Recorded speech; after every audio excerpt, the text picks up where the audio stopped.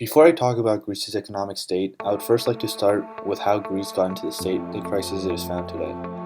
After World War II, Europe became a united nation in order to have easier economic growth through easy trade throughout every country.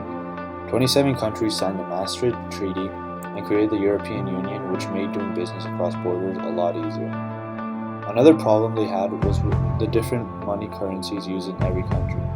The euro was launched on January 1st, 1999, and gave up their monetary policy, giving control to the newly European Central Bank, also known as the ECB, which was the one unified monetary policy. But it still had many different fiscal policies, which led to the crisis in Greece and eventually in Europe.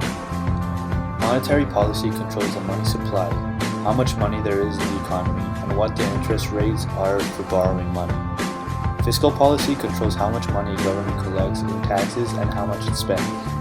A government is supposed to only spend as much as it collects in taxes. Anything else it wants to spend, it has to borrow, which is known as deficit spending. Before the euro was introduced, countries like Greece had a high interest rate and could not borrow a lot of money because lenders were not comfortable lending them too much money. Once they were part of Europe, the amount Greece could borrow increased dramatically. Suddenly, they had access to credit like never before.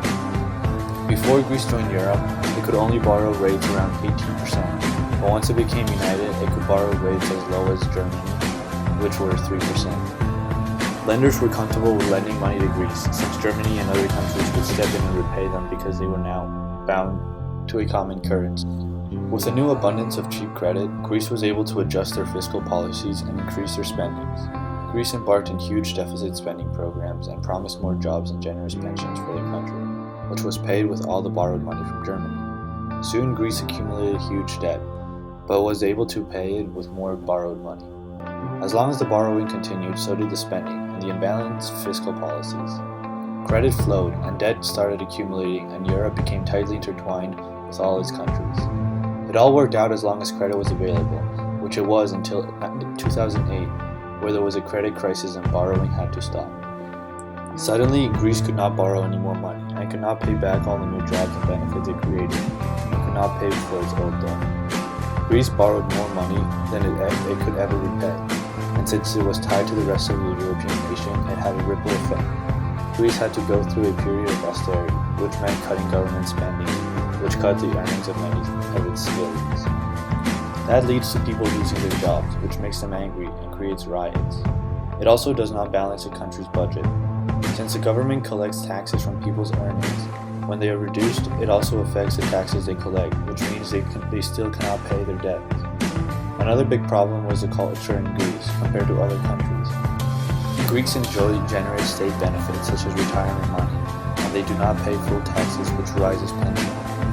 Greece has never collected the majority of taxes it imposes on its citizens, and it has always been this way. By joining the euro, Greece only amplified the problem. Greece borrowed money from the banks and investors from other countries, but as the debtor country became closer to default, everyone who lent them money becomes weaker since they do not get paid back. One of the only solutions Europe could have would be to create a fiscal union to match its monetary union. This way, how much money every country borrows would be controlled by the fiscal union and would avoid getting into the crisis we are in. In other words, it would be similar to the United States government. The only way it can collapse into the next road would be to actually remind everyone from where they came from and assess the damages done.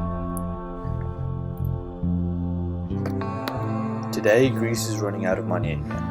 Bank deposits have tanked. It would seem that individuals and corporations aren't sure their money is safe in the bank and are depositing it abroad. Private banks are not the only institutions struggling to stay solvent. The Greek state owes a lot of money. Greece's debt as a percentage of GDP is huge, nearly 176%, by far the highest in the Eurozone. Making it worse, Greece's GDP is falling again, after a brief uptake in unemployment has stopped improvement. The economy had a period of improvement in 2014, but the election of a new government has given the financial market the jitters. This can also be seen in the yield of the 10-year Greek government bond. The yield started rising again after last year, which means Greece will not be able to pay back its debt in the long term. European governments will have to cover most of Greece's debt in the future, practically 62%. The private sector will claim 17% and the IMF 10%. All could lose billions if Greece does not pay its loans back.